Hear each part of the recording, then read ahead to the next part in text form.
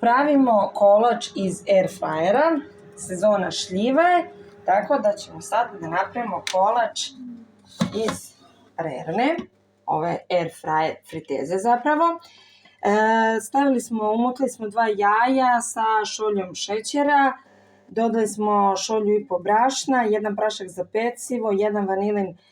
šećer, šolja jogurta ili mleka